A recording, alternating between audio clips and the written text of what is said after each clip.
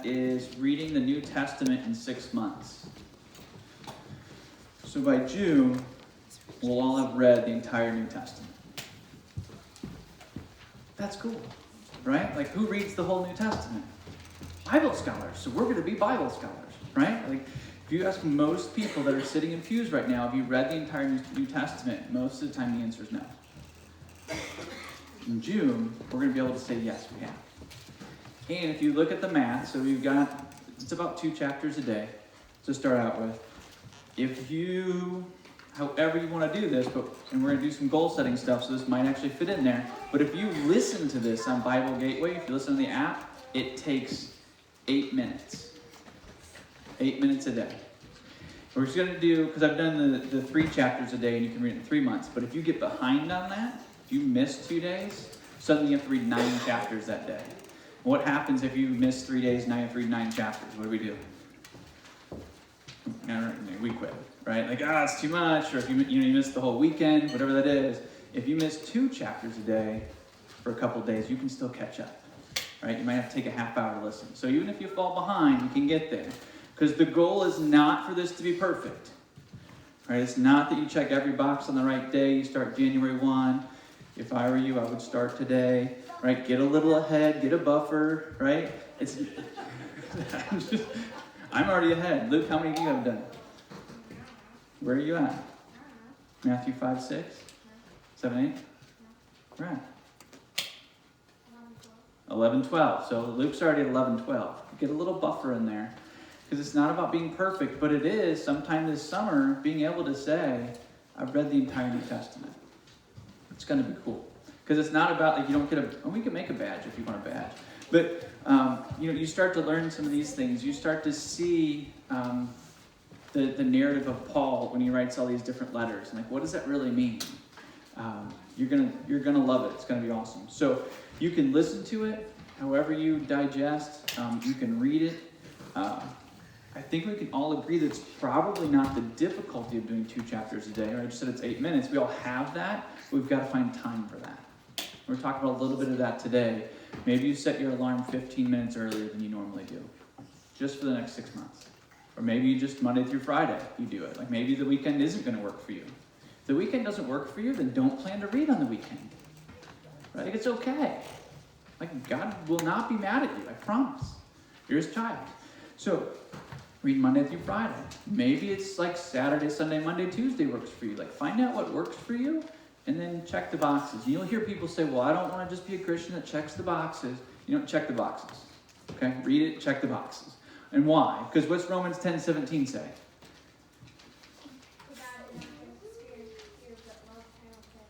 No, it's an excellent verse, but that's 2 Timothy 1:7. So, but what Luke's saying is don't be scared of this, because you don't have a spirit of fear. You have a spirit of power and of love and of sound mind. Right? 2 Timothy 1:7. But Romans 10:17 says, faith comes by hearing, and hearing by the word of God. So we all say, gosh, I want faith for this. I want faith for that. Well, Paul tells us in Romans that faith comes by hearing, and hearing by the word of God. He doesn't say anything else. He doesn't say, oh, and if you listen to this song, and if you sit in a pew on Sundays, this is where faith comes from. This is where faith comes from. So if it's hard for the first month, let it be hard. Find some time. We do hard things all the time. I've changed a lot of diapers that I didn't really like to do. Right? A lot of diapers. Right? So, but it's worth it. So we do those things. If you have to go do something else, well, I'll give you my example. Last year in the winter, when we didn't have a mild winter like we do now, and it was 10 degrees or negative 10 degrees, somebody had to go take care of the chickens. That was me. Suddenly they're my chickens, right? So we do hard things all the time. Put this on your hard thing list if you need to for a while. Once you get into it, find a rhythm, you're going to love it. By the way, we're going to talk about this every Sunday too. Right? Yeah, that's right. And I'll call on you. Not really. But it is a game changer. It's a life changer. And if you think about it, at the end, like when we get to 2020, and you can say, hey, I've read the New Testament. Isn't that going to be awesome? The answer is yes. Okay. those are the two side things we need to talk about. Now, ushers can take those, or need everybody to take one of these as well. So this is your note sheet for the day. We are going to talk about some goal setting things, and it's going to be good. It's going to be better than other goal setting things that you've heard of, I hope.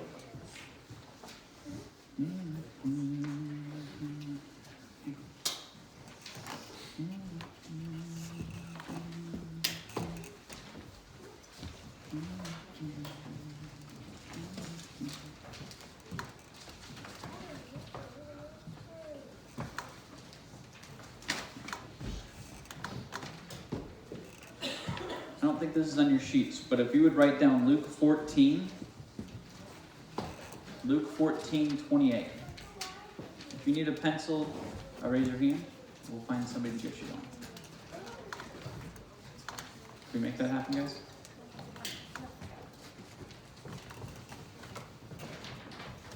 Here you go, hon. Anybody else? Okay, so Luke 14, 28. And here's why. Here's why we're doing goal setting in church. Are you ready? As a church family, I should say. When I first started following after Jesus, I got really excited, honestly, about just about everything. Because you put Jesus and optimism together, and it seems like some really neat stuff can happen. So I was with a group, part of our church family, some young adults, that were dreaming big. So we were dreaming for, if you've been in Mooresville, there's a house on High Street, right kind of south of town, I guess. There was that Swifties gas station that used to be right there. And right across the street from that, there's a house there, a big white house. It's a real estate place now. But we wanted that house so that we could put people that were in transition, some kind of transitional living, we could put them in there. Because the way the house was designed, you can have about 6 different places for people to live with a common kitchen. So we were believing for that. So we were praying. I shouldn't say believing because we really weren't. But we were praying. And we would pray and we would tell people and say, man, when we get that house, we're going to do this. Then we're going to do that. And we were all really surprised. It was, I forget, it was an expensive house. It was $500,000. So we're like, man, God's going to provide that. He's going to provide the funds. He's going to give us the house. We've already got people we know to put in there. We know somebody that'll live there to help people out. We've got this. And we were really surprised the day that it sold to the real estate place.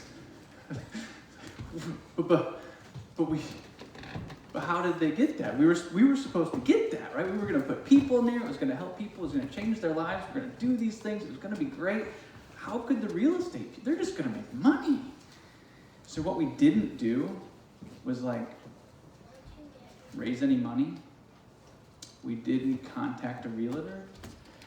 We didn't figure out how to raise $500,000 or get a mortgage. Or I don't even know if we really talked to the people that owned the house. We didn't do any of that stuff. We had zero plan. We had zero goal. We were excited.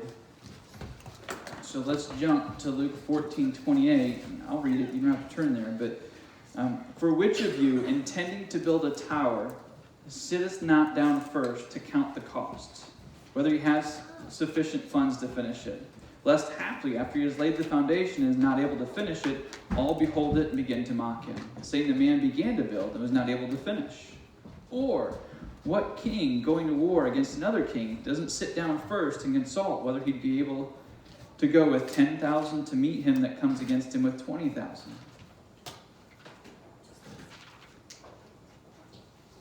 God can do immeasurably and beyond whatever we think or wish. But he wants us to have a plan. He wants us to have goals. And when, I've personally been through this, when we think that God is just going to, we hit a button and God goes and does this thing. If you think about the example of this house, I think we were assuming that someone would come to us someday and say, hey, guess what? Here's this house. That's not how it works. Right? We set up a goal. We set up a plan. We talk to realtors. We raise money, we raise these funds. We've probably talked to somebody and said, hey, you have no idea what you're doing. This is an awful idea. What would you do if 6 people moved in? I don't know, right? Like we didn't really know. How would you pay for a stove? I don't know, right? There were so many things we hadn't thought of because we didn't seek good counsel. We didn't have a plan. God wants us to have a plan. He wants you to do the amazing things that he's put in your heart. He wants you to have a plan to do them. That's what we're going to do today. Oh, you guys need to hand these out too. To anyone under the age of 18. So there's kids' goal plans as well.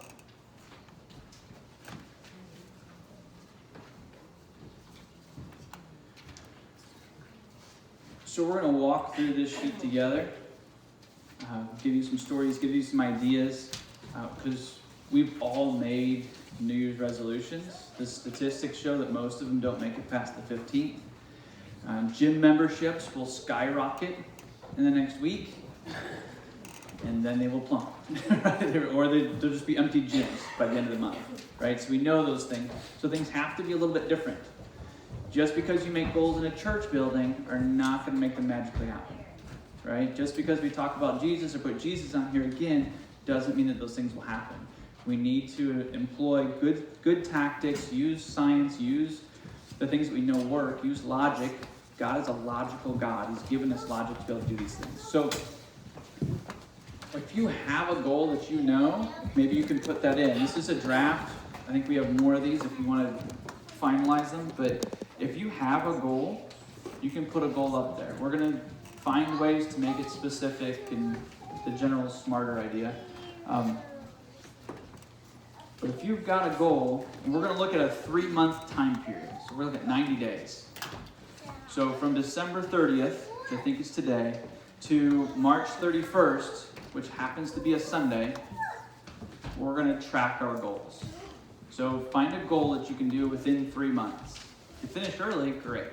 The whole idea is not to be perfect. The whole idea is to finish something that we start. Okay? And support each other while we do that. So find a goal, and you can pencil it in for now. We're going to go through a couple of pieces that I think are really important to actually having your goal be accomplished. So if you don't have your goal yet, I think you can fill it in. But you'll notice the thing right underneath goal is I'm excited about this goal because. Pick a goal that you'll be excited about. Don't pick the goal that you think you're supposed to do. Pick the goal that you'll be excited about. When we accomplish this goal, then maybe we'll get to the one you're supposed to do. Pick a goal that you're excited about. That's the first thing. The second thing is going to be to simplify. Over the next 90 days, you've got to find something that we can simplify because we're adding something. We're adding something, especially if it's just come off Christmas, like your cup is full, right? If you're a typical American, your cup is already full. So adding something probably doesn't make sense unless we can take something out. So we talked about simplifying when we talked about the parable of the sower. All right, so we had the different types of ground. You know, it could be the word lands on the wayside. Oops, I said it, but what's the seed stand for? The seed in the parable of the sower. It's a metaphor, right? So what does the seed stand for?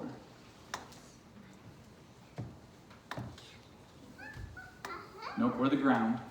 Right? Our hearts are the ground. The 4 different types of ground that our heart could be. The seed is the word of God. So when you hear the word of God, it might land on the wayside and then it gets stolen by the bird or Satan. It may land on rocky ground. Like Ryan when he wanted to buy that place in Mooresville. My heart was rocky ground. Like the seed hit, you're supposed to go help people. It grew really fast and excited, and then it withered. Right? Because it didn't have roots. This is probably the one that we're talking about here where the seed grows. The seed grows, and in the word, in Mark 4, Jesus tells us that it grows but it doesn't produce fruit. So you might be growing, but we're not producing fruit because there are thorns and thistles, which stand for the cares of this world. The busyness of life. And this is the part we have to simplify so that we can produce fruit. and then we can produce out of good ground. So we're going to practice being good ground for 90 days. We're going to simplify. Maybe, let me give you a couple of examples. Because you've got blanks, we're going to fill them in right now. 5 things that you could simplify over the next 3 months. I'm going to ask you to put 5 down and then pick one. Statistics say that the average American watches 35 hours of TV a week. So what if, I'm not telling you have to stop TV, right? I'm not saying, none of this is stopping, it's simplifying. But what if you skipped 30 minutes of TV a week? And then inserted something to work on your goal. Or 15 minutes a day. What if you got up 15 minutes earlier to work on this goal? What if you just dropped something altogether? Bob Goff, if you don't know Bob Goff, he's got a couple great books. There's one back there that says Love Everybody Always. He's got one called Love Does. But for a while, when I first heard of him, he started quitting something every Thursday. So Thursday would come and he would quit something. You can't quit stuff, don't be a quit. Well, we're too busy. So he would quit something. And he was on 6 different boards of organizations. Good organizations, it's good work. But he would quit one. And one thing he learned is that he landed and God still loved him. It wasn't based on his works. Is there something you're doing that might be a good thing, but is it something that you could drop for the next 90 days so you could work on this other goal? Could you say no? Anybody have trouble saying no? Anybody? Yeah. Right? Yep. What if you said no a couple times? And how about this? I'll make it easy on you. How about this? Just say, not yet. Right? I'll still do it, but not yet. For 90 days, this crazy pastor, he's got me for 90 days and he says I have to do this. Right? You can blame me, that's fine. Right? But just say not yet. For 90 days, you know what? After March, you hit April, hit me up again. Right? Put me on your calendar. But for right now, not yet. So that you can clear your calendar and you can work on this goal. And there's one other blank that I'm going to ask you to fill in too, is when you start thinking about your goal, is it a good time for you in this season of life to go after this goal? January, February, March. Pick a goal that's a good time. If you're really busy at work in this first quarter, it might not be the time to go after your huge, giant goal. Or maybe you pick a sub-piece of that. So find a goal that would make sense for this part of your life right now for January, February, and March. All right? So I'm going to give you a couple minutes to find 5 things you can stop doing for the next 3 months. And we're going to pick one of those and then figure out if it's a good time for this particular goal. Any clarifying questions about what I want you to do over the next couple minutes? Find 5 things that you could pause or simplify. Ready? Go.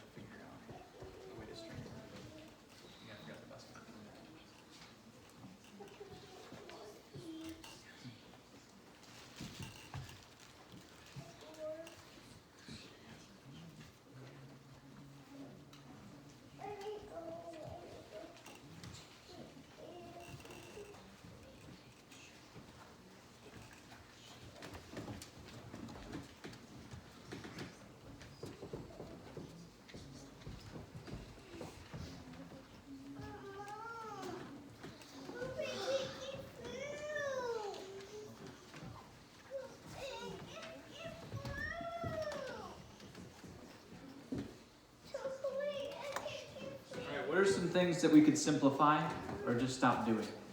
Just for 30 days. Hank? Stop playing video games? Try it out. I bet you get a lot more done. Reese? Watch less TV? I bet you could get some more stuff done. Hunter? Stop doing those things you know you're not supposed to do? Is that what you said? Yeah? I bet if you stopped doing the things you're not supposed to do and started to do the things you are supposed to do, you'd be better off, right? Your goals would probably get done. Harold? Do you know they have off buttons? That's right. You could just turn them off. They both pointed to each other. You're both busted. You do not have to answer your phone. That's a true story. You can let it ring, and you've got voicemail, and you can just get it later. So at least, and how about this? I'm not telling you to throw your phone in the creek just yet, but what if you just pick for the next 30 minutes, I'm going to work on my Bible reading. I'm going to work on my stretching, my exercises. Whatever your goal is, for that 30 minutes, you do shut your phone off. Because it can be a distraction. Right? And you set up some structures to say, just during this time, I'm going to simplify. And then you can turn it right back on if you need to. What else? Anything else that we can simplify? How do we make room? Because if you just add on a goal, this is why goals don't work, right? We just add them on without taking anything out, and there's only so much we can do in a day. Harold?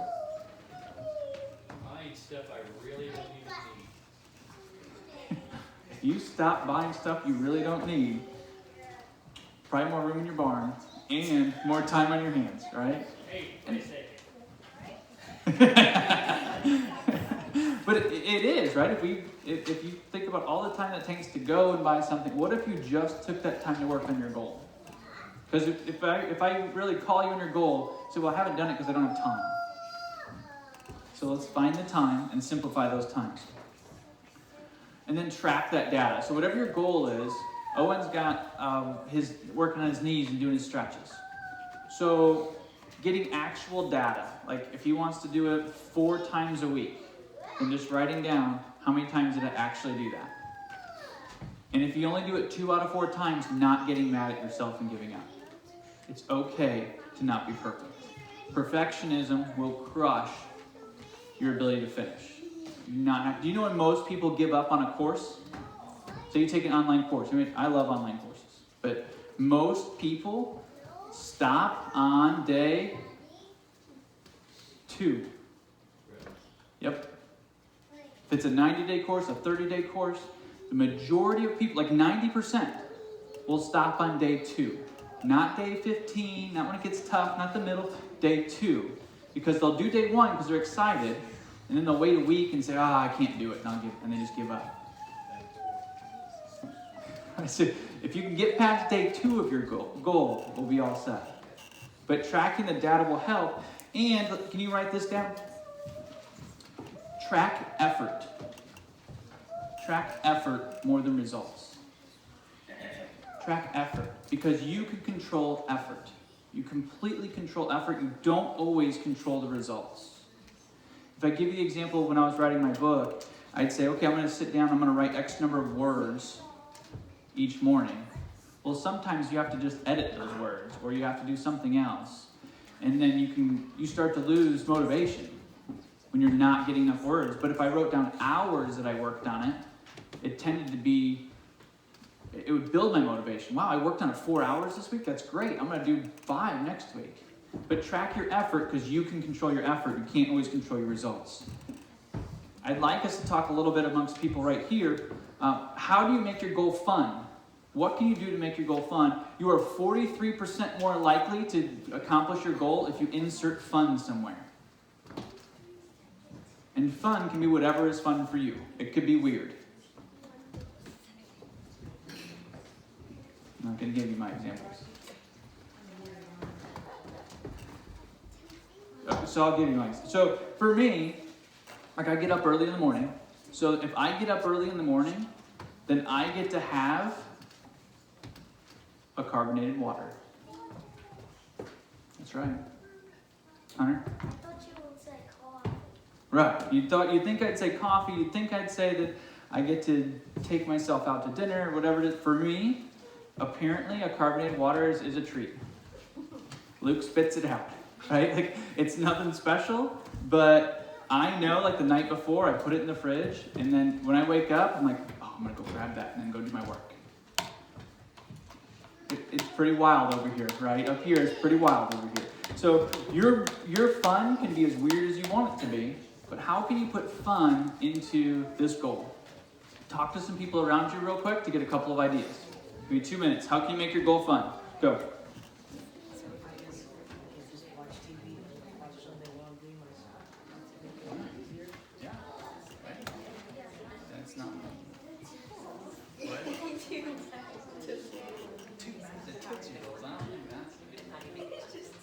Almost got memorized, guys. How I feel when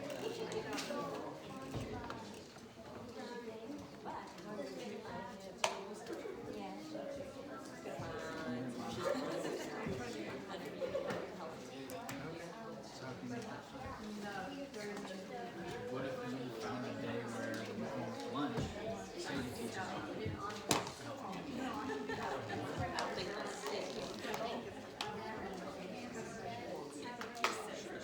what if you gotta find it?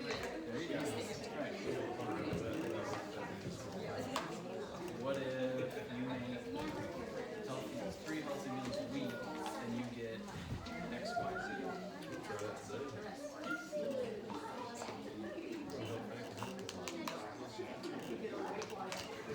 There you go.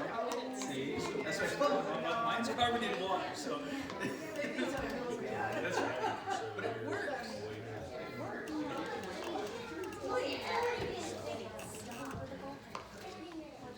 All right, what are some things that can add fun to your goal? Hunter? You have a video game goal? Let me give you an example. I think Owen's got a really good one. So Owen's is to stretch his knees. He's got to do these stretches. Maybe takes 30 minutes. Doesn't want to do them. Like, go outside and do them.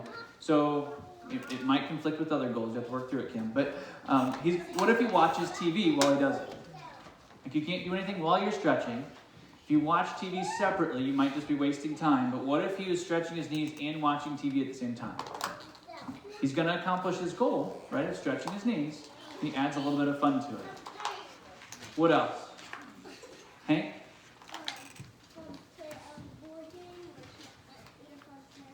There you go. If his goal is to watch or play less video games, rather than just not play a video game, which isn't all that fun, what if you replace the video game with a board game? Right? Makes his goal fun. I'm going to add whatever my next goal is, which I think I know what it is, but I'm going to add a large thermometer of some kind. You know how, like, when people do fundraisers and they kind of, like, fill it up a little bit at a time? I'm going to have a giant thermometer. That's my idea. I think it's going to be fun. What else? What if if you're tracking effort, so what if for 3 days out of the week you do part of your goal, you get X, Y, Z.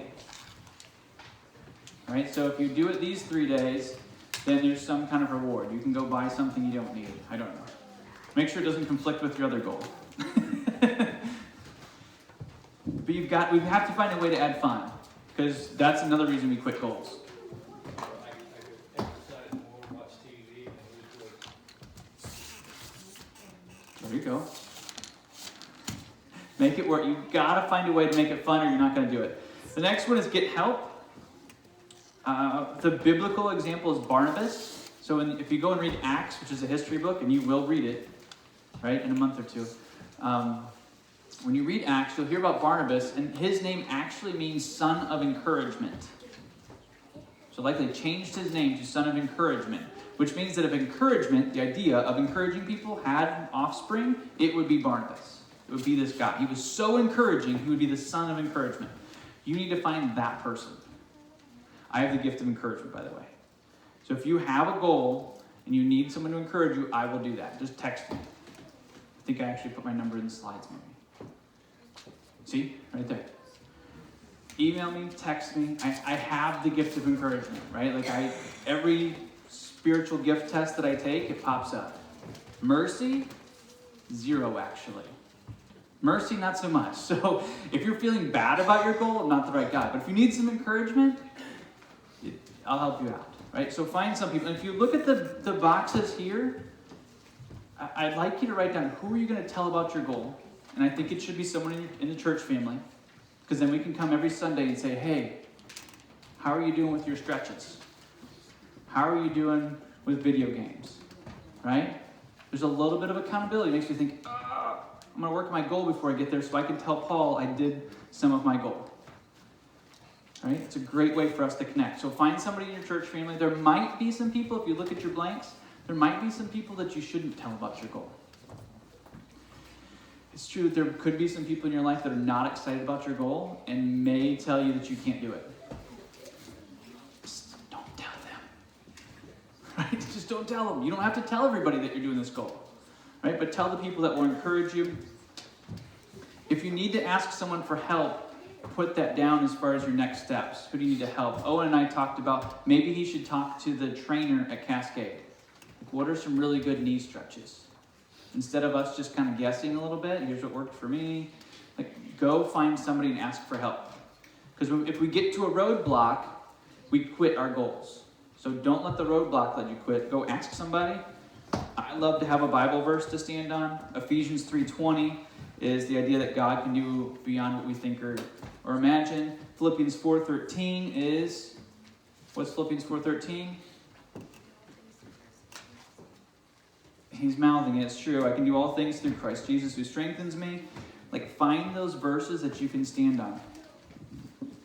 All right, then the last one is, that's not the last one, but motivations. Zig Ziglar says that motivation should be like bathing. We should do it daily. Right? We all think that if we get one motivational talk, that we should be good. That's not how we work. We need carbonated water the next day, right, to get up.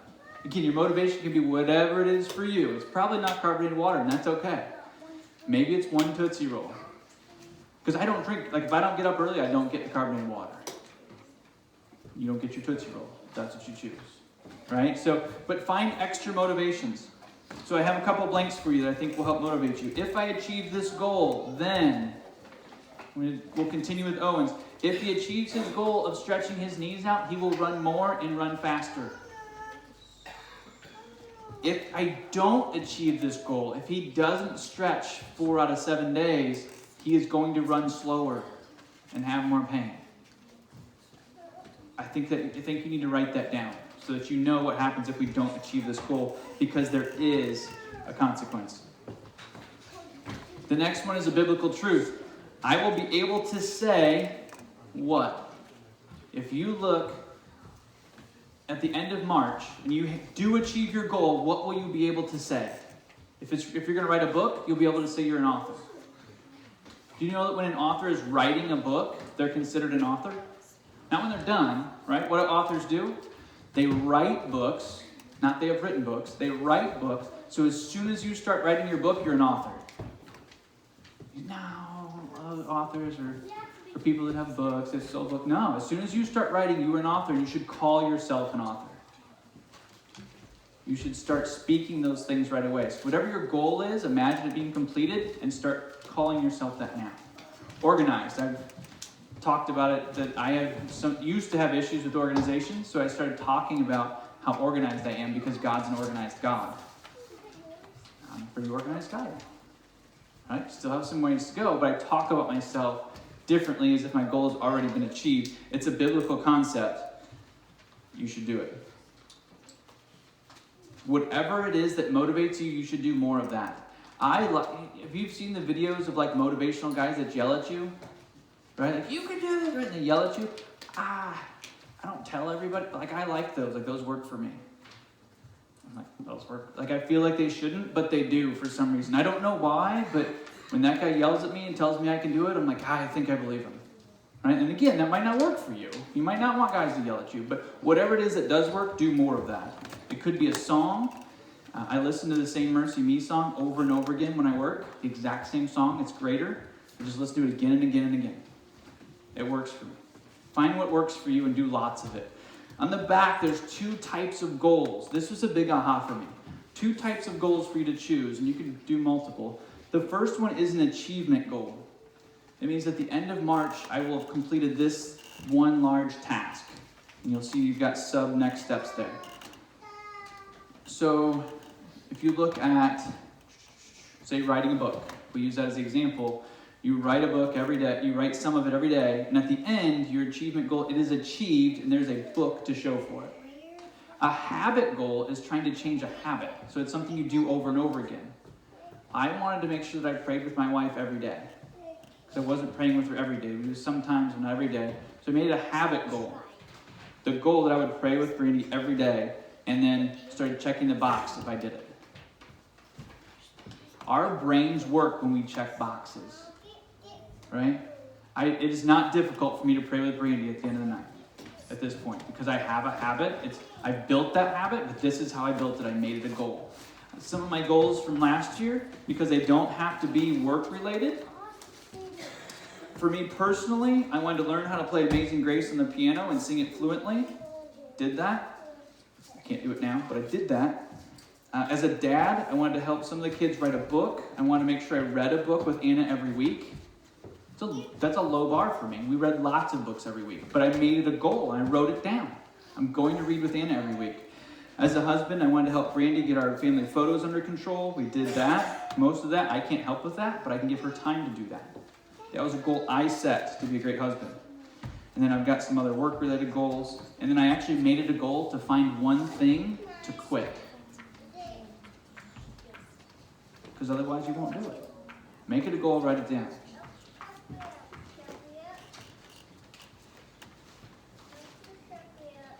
Oh, this is the offering. You need to take the offering.